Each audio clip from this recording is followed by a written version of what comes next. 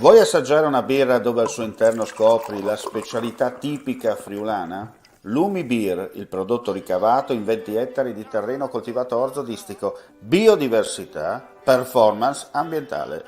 Lumi Beer nelle sue 5 versioni disponibili, 4 per consumo veloce e dissetante e la versione Magnum per intenditori. Lumi Beer si abbina a qualsiasi palato. Lumi Beer è un prodotto esclusivo Azienda Agricola Pancera, il buon seme, i buoni frutti.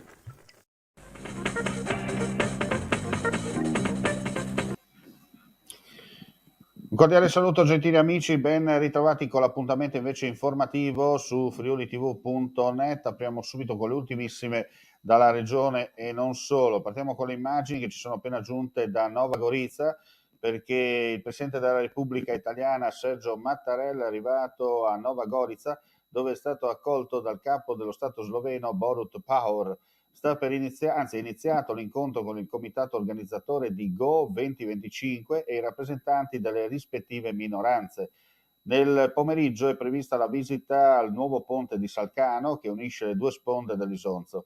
I due capi di Stato si sposteranno poi a Gorizia, dove visiteranno la mostra per i 140 anni del quotidiano Il Piccolo, e infine nella piazza Transalpina, che si trova al centro della linea di confine fra le due città, in cui celebreranno l'assegnazione congiunta del titolo di Capitale Europea della Cultura 2025 e pronunceranno i discorsi ufficiali. Torniamo in studio, restiamo allo stesso argomento, a dire il vero, perché il Consiglio regionale del Friuli Venezia Giulia oggi ha approvato una norma importante per l'avvio del percorso verso Nova Gorizia, Capitale Europea della Cultura 2025. Si tratta di uno strumento di carattere tecnico che consente di mettere a disposizione di Gorizia le somme importanti già stanziate e finanziarie definite con l'assestamento di luglio. Lo ha affermato questa mattina in aula l'assessore regionale alla cultura Tiziana Gibelli. Il progetto di ripristino ambientale e conservazione della Camelea gallina nel compartimento marittimo di Monfalcone è lo strumento per mettere a punto un metodo di solida base tecnico-scientifica che permetta di identificare le cause di fenomeni negli specchi d'acqua della regione, come nello specifico la moria di vongole che sta pesando enormemente sul comparto della molluschicoltura regionale. Lo ha affermato l'assessore regionale alle risorse agroalimentari e ittiche Stefano Zanier, aprendo all'Ateneo di Trieste il convegno conclusivo sul progetto affidato dal Ministero delle Politiche Agricole, Alimentari e Forestali all'ERSA, con il coinvolgimento di ARPA Friuli Venezia Giulia, Dipartimento Scienze della Vita dell'Università di Trieste e Coghemo, il consorzio di gestione pesca del compartimento di Monfalcone.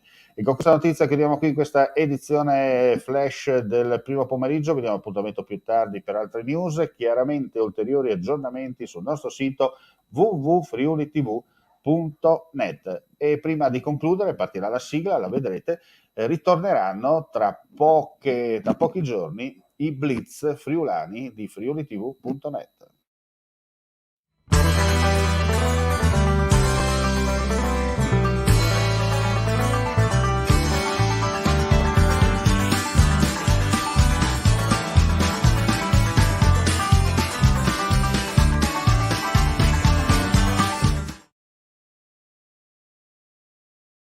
Claudine, locale per palati fini e buongustai, dove si mangia, si beve e si respira bird, Collio e Quay. Sono Claudia Zano e vi aspetto con le mie specialità. Cosa aspettate? Claudine, food, wine, music e sei in pole position.